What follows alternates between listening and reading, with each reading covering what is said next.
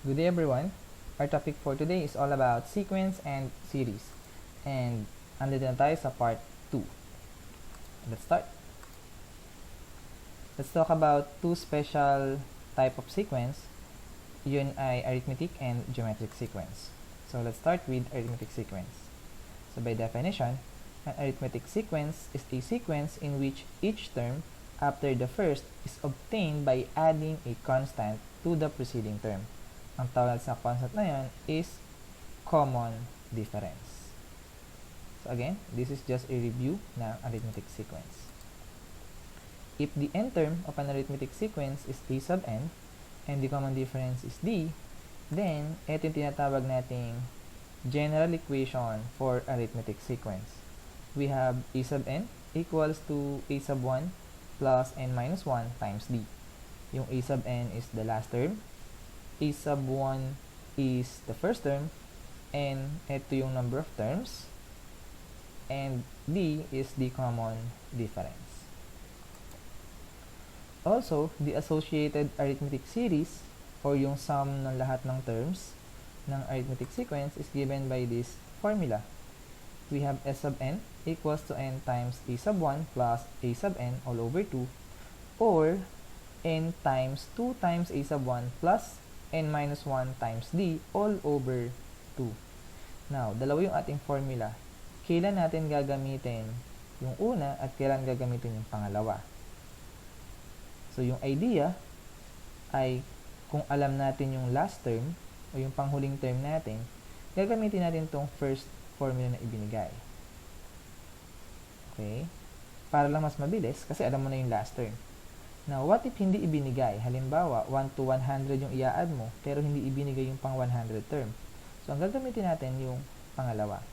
Pero, again, depende dun sa ating given kung alin yung gagamitin natin. Pwede naman tong isa lang, pwede yung pangalawa lang, so it's up to you. So, don't worry, magkakaroon tayo ng example para dyan. Next, kung gustong i-review yung arithmetic sequence, ilalagay ko yung link. Meron tayong video nyan sa grade 10. So, yan ay nakapost. Hanapin nyo lang yung playlist na pang grade 10. Pero dito sa specific na video na ito, ilalagay ko yung link dun sa description ng video. So, basahin nyo lang yung description and then click nyo lang yung link. So, let's move on. Let's talk about geometric sequence.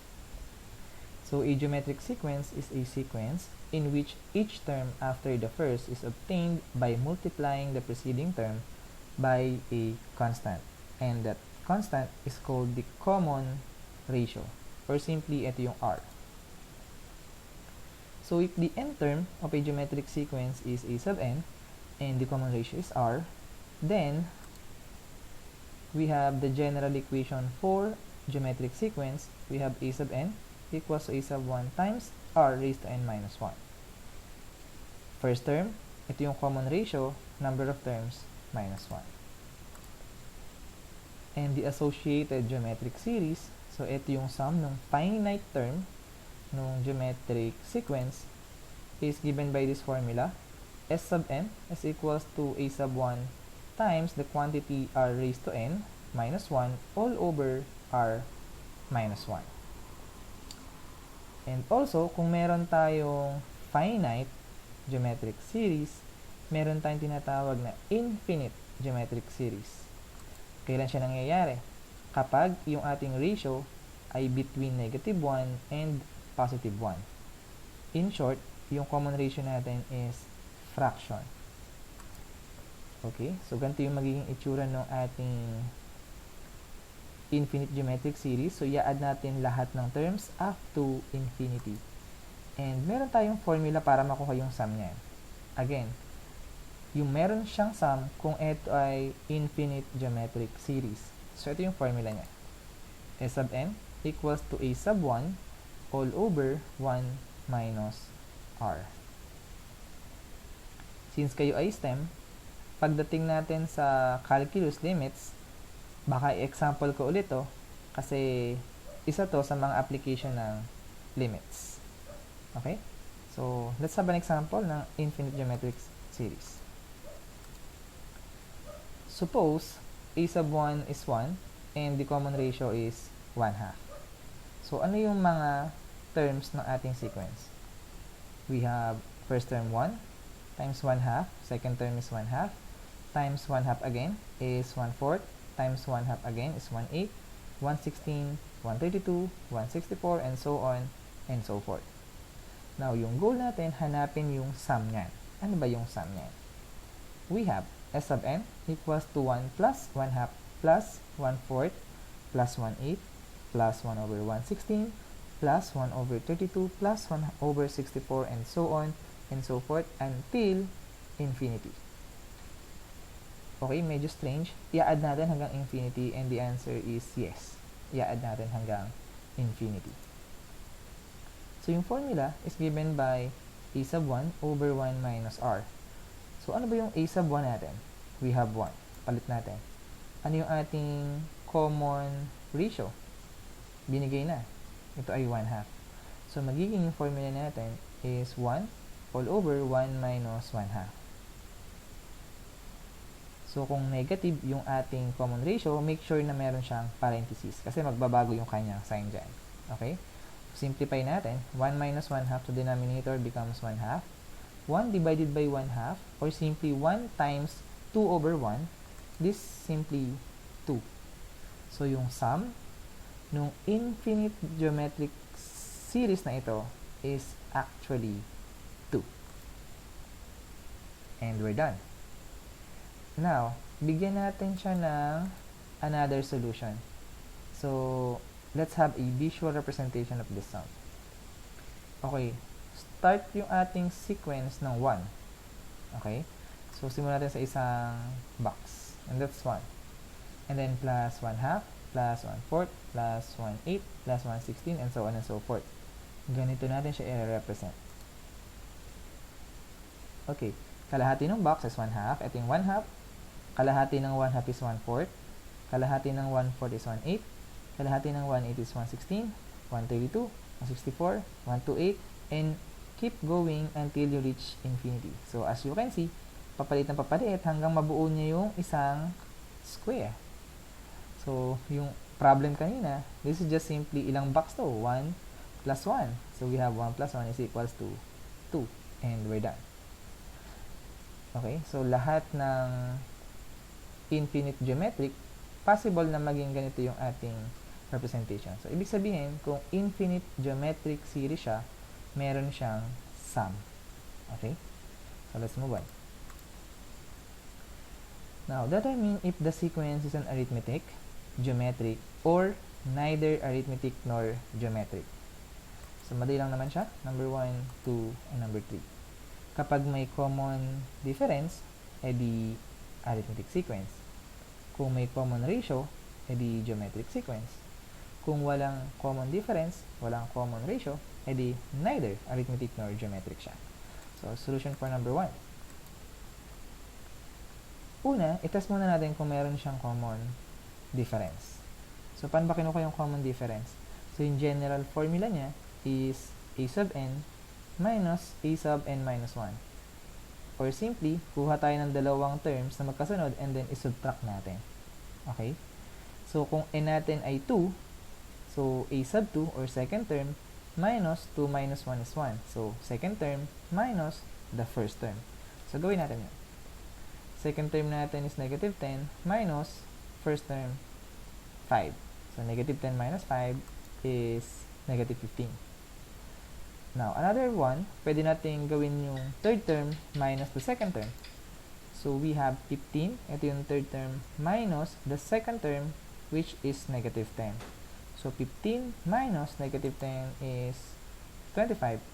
Now, negative 15 is not equal to 25. Therefore, wala siyang common difference. Now, try natin. Baka meron siyang common ratio. Paano ba kinuha yung common ratio? So, kung papanoorin natin yung video nung pang grade 10, so yun ay nasa description yung link para ma-refresh ka. Ganito natin kinuha yung common ratio. We have a sub n over a sub n minus 1. Or simply, kuha ka ng dalawang terms and then i-divide natin. Okay? So, kung yung n na to ay 2, so a sub 2 or second term over first term. Kasi ito ay 2 minus 1. So, ito ay a sub 1. Second term over first term. Pwede rin third term over second term. Pwede rin fourth term over third term, and so on and so forth. So, let's have second term over the first term. Negative 10 divided by positive 5. And we got the common ratio of negative 2. Now, how about third term divided by the second term? 15 divided by negative 10. Pag sinimplify natin, this will give us negative 3 over 2. And negative 2 is not equal to negative 3 over 2. Therefore, wala siyang common ratio. Now, it tells us na itong sequence na to is neither arithmetic nor geometric because it has no common difference or a common ratio. So, we're done. Let's move on. Let us answer number 2. We have 4, negative 1, negative 6, negative 11, negative 16, negative 21, and so on, and so forth. So, common difference, check natin. Second term minus the first term. Second term minus the first term. Negative 1 minus 4 will give us negative 5. Next, negative 6 minus negative 1. Third term minus the second term. Negative 6 minus negative 1 will give us negative 5 then. Therefore, meron tayong common difference. Pero dalawa pa rin chinek natin. Baka yung iba hindi na. Check pa rin natin. Negative 11 minus negative 6, negative 5. Negative 16 minus negative 11 is negative 5. And lahat yan ay negative 5. Therefore, meron siyang common difference na negative 5. So, hindi na natin kailangang i-check kung meron siyang common ratio. Kasi meron na nga siyang common difference. Now, it tells us na itong sequence na to is an arithmetic sequence because it has a common difference equal to negative 5. And we're done. Next, number 3. 6,561 negative 2,187 729 negative 243 81 negative 27 and so on and so forth. Now, kung titignan natin itong sequence, siguro naman, huwag natin i-check yung common difference. Bakit? Kasi tingnan nyo mabuti, napakalaki ng agtaw. Ang agtaw ng 6,000 sa 2,000, ito ay nasa 4,000. Tapos itong lagtaw ng 2,000 saka ng 700, nasa 1,000 plus lang. So, automatic, wala na agad siyang common difference. So, huwag natin i-check yun. Kung baga, i-observe muna natin yung ating given. So, bago tayo magsagot, para less sa time. Okay? So, check natin baka meron siyang common ratio. So, yung common difference, hindi na siya possible. So, talon tayo kay common ratio. So, second term over the first term muna tayo. Yung n natin, gawin natin siyang 2. Okay? Second term over the first term. So, we have negative 2,187 divided by 6,561. Simplify natin, this will give us negative 1/3. Okay.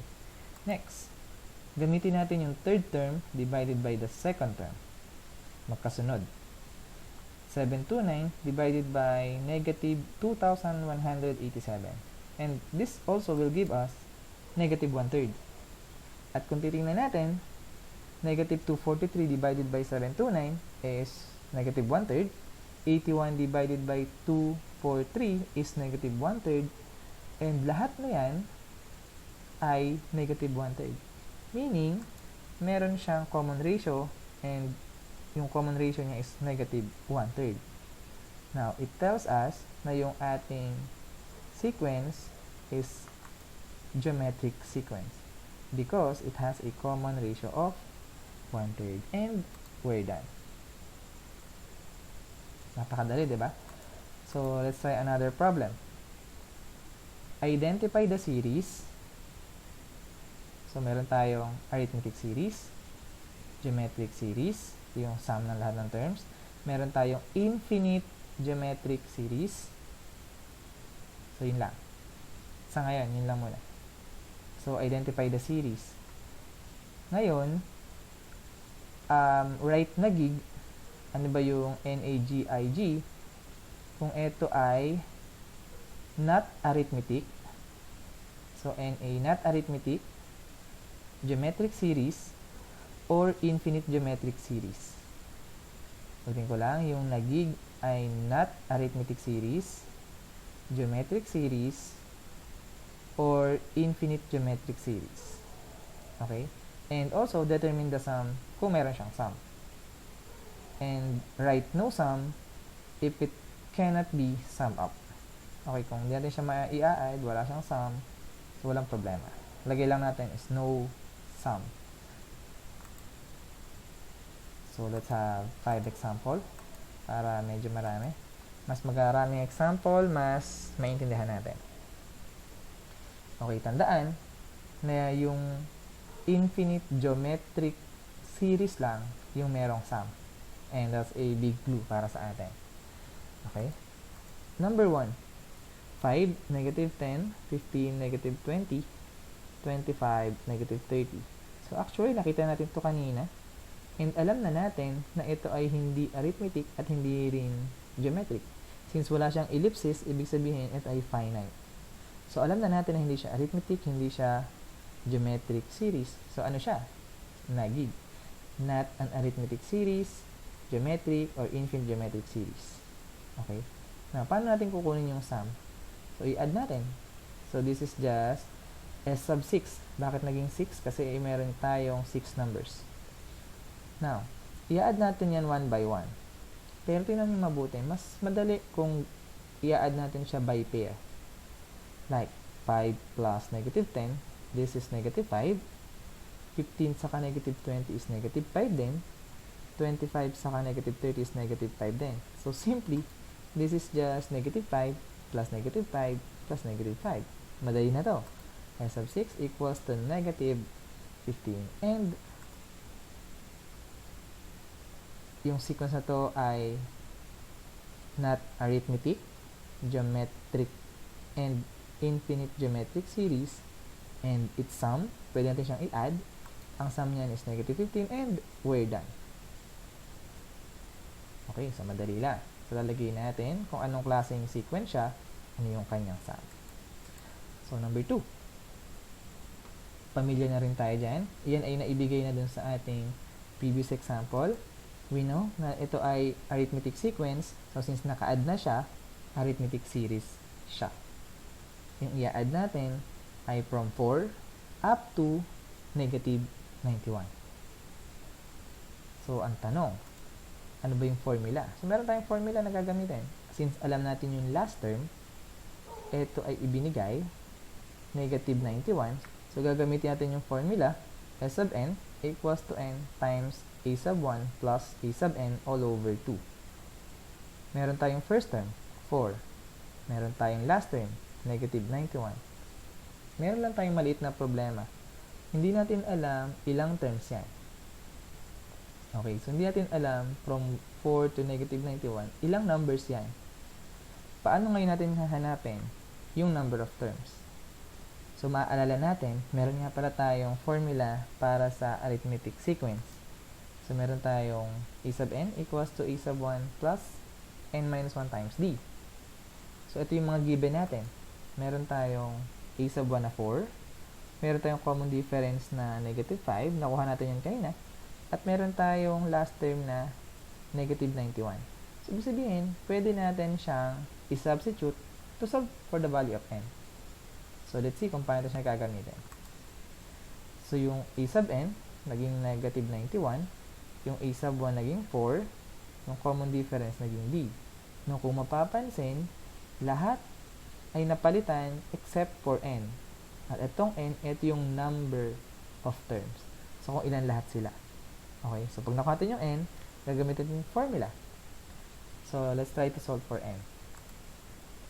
Distribute natin yung negative 5. So, negative 91 equals to 4 plus negative 5n plus 5. Combine similar terms. We have negative 5n plus 9. Subtract 9 both sides. So, minus 9 both sides will give us negative 100 equals to negative 5n. Divide lahat by negative 5. So, we have negative 100 divided by negative 5 is 20 is equals to n. So, ibig sabihin, mula kay 4 hanggang kay negative 91, may 20 numbers doon. yung iba dyan ang ginagawa, nililista nila isa-isa hanggang makarating ng negative 91. Pwede rin naman yun. Okay, wala naman magiging problema kung gano'n ang gagawin nating solution. Yun nga lang, it takes time. Okay, but magandang solution yan. So let's move on. So palit natin yung n equals to 20. So s sub 20, kasi kinukuha natin yung sum ng 20 terms, n becomes 20, a sub 1 becomes 4, last term becomes negative 91. So let's add. 20 divided by 2 ay 10. 4 plus negative 91 is negative 87. Multiply, s sub 20 is equals to negative 870. So therefore, yung final answer natin, ito yung arithmetic series, at yung sum niya is negative 870, and we're done. Let's move on to number 3. Nasagutan na rin natin yan kanina. We know this is a geometric series.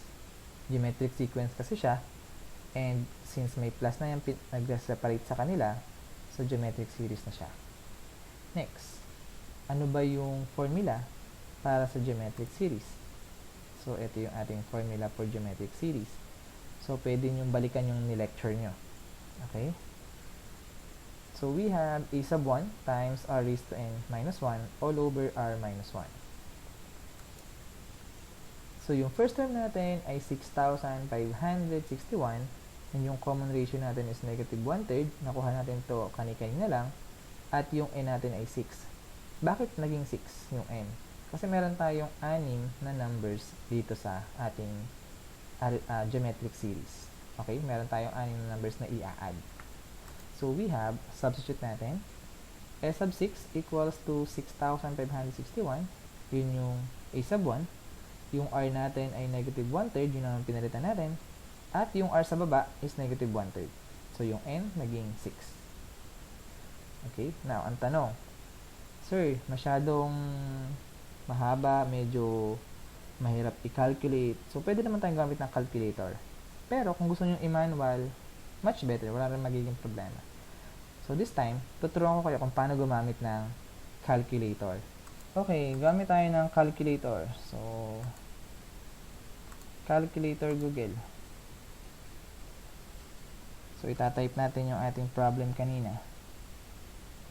So, kailangan may parentheses. So, ganito rin gagawin nyo kung meron kayong calculator na gamit. Okay?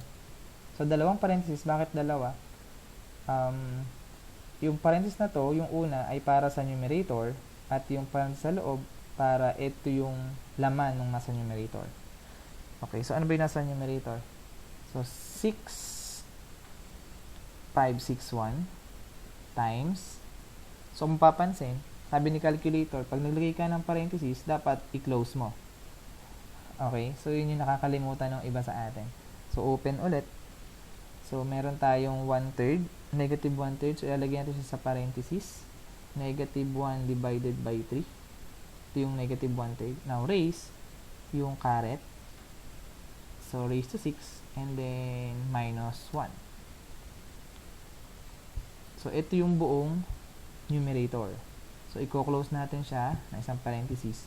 Saka natin siya i-divide. So, itong parenthesis na to ay para sa lahat ng denominator. Itong parenthesis para sa laman niya. So, ano ba yung laman niya? Negative 1/3. And then, minus 1. Close parenthesis. Yung unang parenthesis na malaki para sa numerator divided by yung parenthesis na malaki para sa denominator. Then, equal sign. So, we get the answer 4914. So, balikan tayo dun sa ating problem. Tingnan natin kung ano yung sagot. And the answer is 4914. So, therefore, our final answer, it is a geometric series, and yung sum niya is 4,914. And we're done. Now, let's move on to number 4. Kung mapapansin, hindi lang siya basta geometric series. Kasi meron tayong nakitang ellipsis dyan. Ibig sabihin, i-add na natin hanggang infinity. So, ang mangyayari, siya ay magiging infinite geometric series. Nakuha? And ang tanong, meron ba siyang sum? And the answer is yes. Kasi yung ating common ratio ay negative 1/3. So, iyan ay fraction na nasa pagitan ng negative 1 at positive 1. So, yung a sub 1 natin ay 6561 at yung common ratio natin is negative 1/3. So, since fraction to, meron tayong sum. Substitute natin. We have 6561 all over 1 minus negative 1/3. Now, binigyan na yung sagot. So, tago muna natin. So, i-type natin sa calculator. So, 6561 over 1 minus negative 1/3. Tandaan nyo na yung mabuti. So, balik tayo sa calculator sa online. Okay, tanggalin na natin siya. AC. So, numerator, 6561. Tanong, sir, bakit di kayo naglagay ng parenthesis? Kasi, pinag-iisang term lang naman yan. Okay, so divide natin. Dalawa yung nasa denominator, so gawa tayo ng parenthesis. 1 minus, since negative yung 1/3, parenthesis ulit. Libre naman kasi yung parenthesis. Yun yung nakakalimutan yung gamitin. Kaya kayo nagkakamali sa calculation nyo minsan. Okay, so meron tayo ditong 6,561 divided by, ito yung buong denominator, 1 minus negative 1/3. Equal sign. And the answer is 4,920.75. Pwede na maging answer yan kung wala kayong fraction. It's okay, tanggap na yan. So, balik tayo dun sa ating discussion. So, tinatandaan nyo mabuti yung sagot, 4920.75. So, yung answer, in fraction form, 19,683 divided by 4, or simply, 4,920.75. So, again, parehas lang yan. So, kahit alin dyan ibigay ng sagot, tama pa din naman. Therefore, our final answer, ito ay infinite geometric series at meron siyang sum na 19,683 over 4 or 4,920.75. And we're done. Let's start with number 5. 1 plus 1 half plus 1/3 plus 1/4 plus 1/5 and so on and so forth. Okay, una, alamin natin, siya ba ay arithmetic sequence? So, hindi natin alam kung arithmetic ba yan or geometric. Check natin. 1 half minus 1 or second term minus first term, ang sagot ay negative 1 half. Gamitin natin yung third term. Third minus second, the answer is 1/3 minus 1 half or simply negative 1/6. Since hindi magkamuka, automatic na hindi yan arithmetic. So, tanggal na siya sa pagiging arithmetic sequence. Baka naman geometric yan. Kuha natin yung common ratio. Second term over the first term. 1 half divided by 1. So, 1 half divided by 1 will give us 1 half. Gamitin natin yung third divided by second. 1/3 over 1 half or simply 1/3 times 2 over 1 or reciprocal ng denominator. This will give us 2 over 3. Now, wala rin siyang common ratio. So, this immediately tell us na itong sequence is not an infinite geometric series. Now, sa ngayon, yung alam pa lang natin, so in this context, yung alam pa lang natin na merong series o yung merong sum is yung infinite geometric series. But, hindi ko sinasabi na yun lang sequence na yun ang merong sum. So, marami pang sequence out there. Pag medyo malalim na yung ating pagtingin sa mga sequence, marami pang sequences, infinite sequences na merong sum. But, at this moment, yung ating na-discuss pa lang ay yung infinite geometric series. So, in this case, wala tayong way kung paano kukunin yung sum yan. So, ibig sabihin, ang sagot natin is hindi siya arithmetic, hindi siya geometric, hindi rin siya infinite geometric, and wala siyang sum. And we're done. And that's all for today. As always, that's it.